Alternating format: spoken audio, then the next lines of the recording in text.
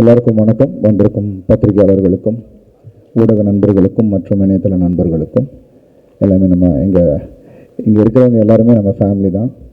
So ரொம்ப ரொம்ப சந்தோஷம். ஃபஸ்ட்டு எல்லாருமே பாபி சாரை பற்றி பேசினாங்க, மனோஜ் சாரை பற்றி பேசினாங்க. I'm really excited. ஏன்னா இது எனக்கு ஒரு எக்ஸைட்டிங்கான ஒரு படம். ஏன்னா இந்த கதை கிறிஸ் திருக்குமரன் சார் என்கிட்ட சொல்லும் போதே எனக்கு பயங்கர எக்ஸைட்டிங்காக இருந்தது. ஏன்னா மனோஜனை ஃபஸ்ட்டு அருண் கதை கேளு அப்படின்னும் போது ஐ நியூ தட் ஏதாவது ஒன்று இருந்தால் தான் என்கிட்ட அனுப்புவார்னு எனக்கு தெரியும். அண்ட் 2-3 இது முன்னாடி அனுப்புனார். அதை நான் அண்ணா நான் கேட்குறேண்ணே இருங்கன்னு சொன்னேன்.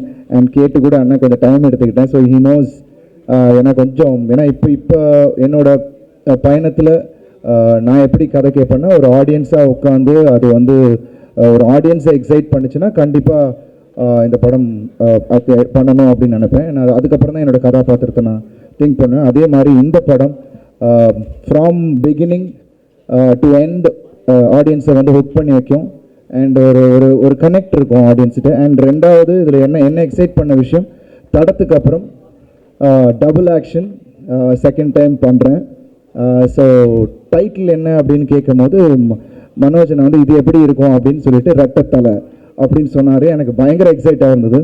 பிகாஸ் அந்த கேரக்டர் அவர் பண்ணி வச்சுருக்க அந்த 2 கேரக்டர்ஸுமே it's very very different. So அதுக்கு இது ஆப்டான ஒரு டைட்டிலாக எனக்கு தோணுச்சு. அண்ட் அவர் நிறைய பேர் சொன்னாங்க ஹெட் மாஸ்டர் அது இதுன்னு. But I always love to work with directors. Extract பண்ணக்கூடிய டைரக்டர்ஸ் கூட ஒர்க் பண்ணுறது எனக்கு ரொம்ப ரொம்ப பிடிக்கும். அது எனக்கு ஒரு சேலஞ்ச். ஏன்னா இன்னும் புஷ் பண்ணக்கூடிய ஒரு விஷயமா இருந்துச்சுன்னா அது இன்னும் எனக்கு ஒரு எக்ஸைட்மெண்ட் கொடுக்கும். ஸோ அந்த விதத்தில் I think I'm really happy to work with Thirukumaran sir. ஏன்னா இப்போ படம் ஆரம்பிக்க போகிறோம்.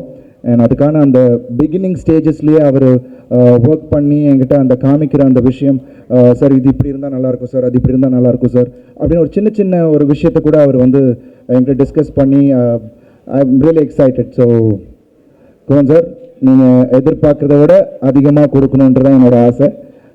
So I am really excited. And Bobby brother, thank you so much. I am really happy to be associated with BTG Universal.